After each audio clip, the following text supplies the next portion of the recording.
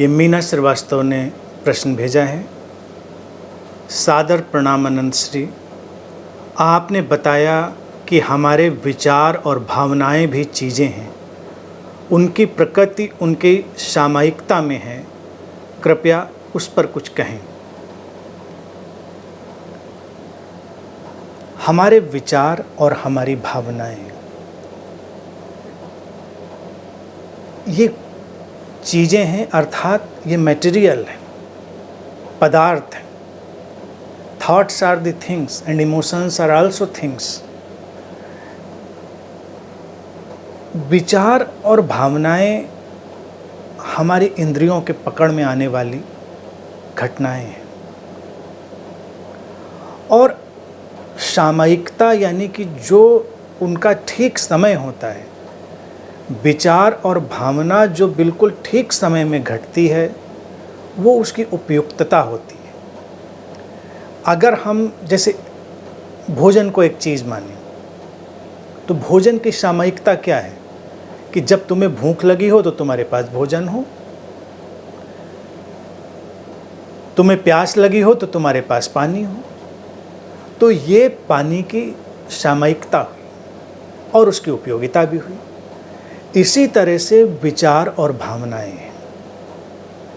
विचार और भावनाएं हमारे इस अंतरतम का पोषण करते हैं। जैसे भोजन और पानी हमारे इस भौतिक शरीर का पोषण करता है, इसी तरह से ये जो विचार और भावनाएं हैं ये हमारे अंतरतम का पोषण करते हैं।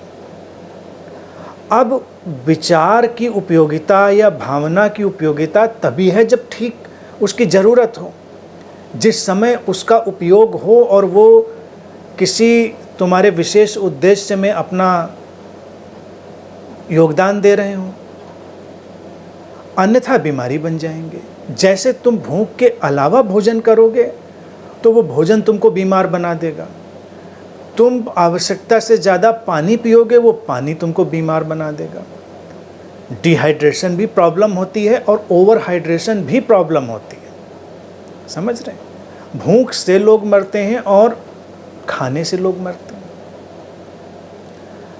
आंकड़े तो ये बताते हैं कि भूख से लोग कम मरते हैं और ज़्यादा खाने से ज़्यादा मरते हैं।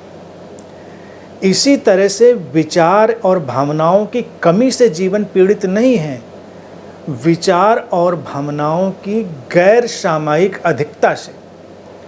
जब उनका वक्त नहीं था, उनकी सामयिकता नहीं थी, तब तुमने उनकी जुगाली करना शुरू की, उनकी रिसाइकलिंग शुरू करी। तो खुद कॉमन सेंस से सोचें, फिर उनकी उपयोगिता क्या रह गई? फिर तो वो बेकार हो गए।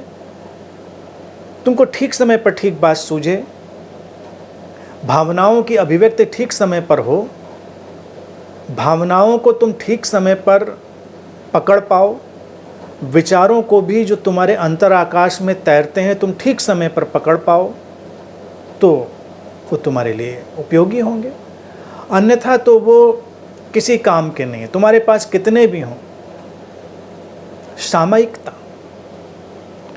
जैसे महाभारत में एक कहानी है, भारतीय जो ये पौराणिक संदर्भ हैं, महाकाव्य हैं, इनकी जो कहानियाँ भी वो बड़ी सुंदर हैं।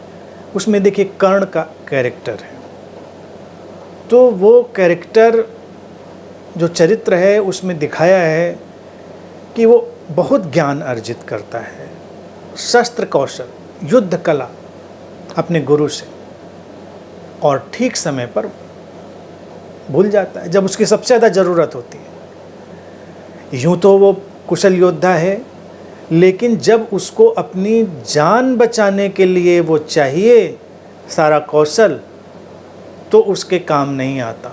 क्यों नहीं आता? तो कहानी क्या कहती? कहानी कहती है कि उसने वो कौशल जब सीखा तब भी वो सामयिक नहीं था। जब वो ज्ञान को सीख रहा था तब भी सामयिक नहीं था, तब भी वो भविष्य में विचरण कर रहा था, क्योंकि उसे कोई प्रतिशोध लेना है, उसे अपने को सिद्ध करना है। ये वर्तमान में जीने का कोई कौशल नहीं था, या वर्तमान में जीने की कोई चाह नहीं थी। तो कहानी कहती, चूंकि वो सीखते समय भी सामयिक नहीं था, भविष्य में और अतीत में डोल रहा था, तो जो ज्ञान उसके पास आया वो भी सामयिक नहीं रहा। इसी तरह से विचार और भावनाओं के सारे तल हैं। तुम उनमें प्रवेश करो, उनमें एक्सेस करो, उनको देखो, समझो और ठीक वक्त पर उनकी उपयोगिता को घटने दो। तुम्हें किसी के प्रति प्रेम की भावना उमड़ रही है तो उसको वर्तमान में ही खिलने दो। ये न सोचो कि इसको किसी भविष्य में हम खिलने देंगे। कोई सृजनात्मक विचार है, उसको अभी इसी समय टैप करो और उसका उपयोग करो।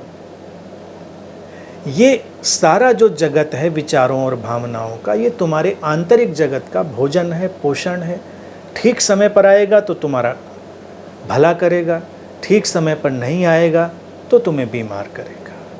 अब तुम देखो, तुम उपन्यास, कहानियाँ, पुरानी फिल्में या जो भी नई फिल्में ये सब देखो, उसमें क्या है, किसी को किसी से प्रेम हुआ, उसने ठीक वक्त पर वो बात कही नहीं या कह नहीं पाया या परिस्थिति नहीं थी, जो भी हो, अब उसके चिंतन मनन में, उसके सोचने में ही सारी कहानी चलती है। व्यक्ति बीमार पड़ता है। कई कहानियाँ तो लोग असाइलम में पहुँच जाते हैं, कुछ दीवाने हो जाते हैं। भाई हो आप इसलिए गए क्योंकि जब उसको वर्तमान में प्रकट होना था तो प्रकट नहीं हुआ।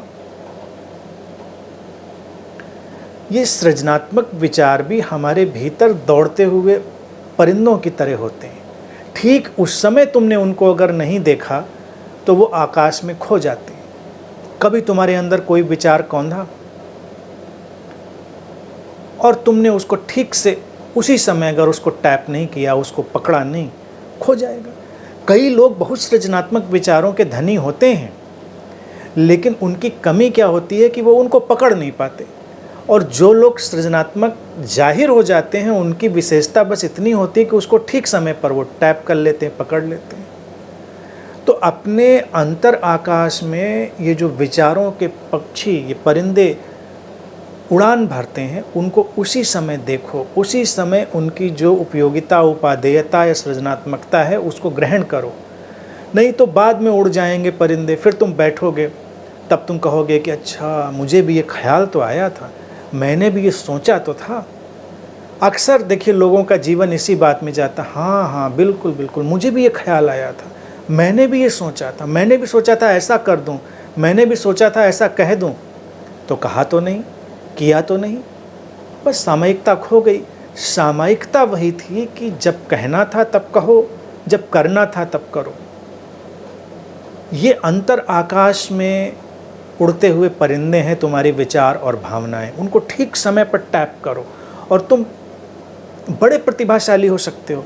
अस्तित्व ने सबको वरदान दिया है, गिफ्ट दिया है, लेकिन लोग थोड़ा सा अनअवेयर हो जाते हैं। यही तो ध्यान है। ध्यान को ये नहीं है कि तुम कुछ सुपर नेचुरल चीज़ों की तरफ चले जाओगे तो तुम बड़े ध्यानी बनोगे, महान बनोगे। नहीं, ध्यान है सामयिक होना। और तुमको जानकर हैरानी होगी कि तीर्थंकर महावीर ने अपने ध्यान का नाम ही सामयिक दिया हुआ है। सामयिक, समय में प्रवेश, यानी कि entering into the eternal moment of now, वर्तमान के शाश्वत क्षण में प्रवेश। और कभी कभी मुझे लगता है कि ध्यान का शायद इससे खूबसूरत शब्द इस जगत में और कोई नहीं दिया जा सका जो महावीर ने दिया। ध्यान शब्द के अपने अलग अलग मायने हैं, उसकी बहुत परतें हैं, वो उस अर्थ में खूबसूरत है, लेकिन जब महावीर ने उसको नाम दिया सामयिक, वो अल्टीमेट, समझ रहे?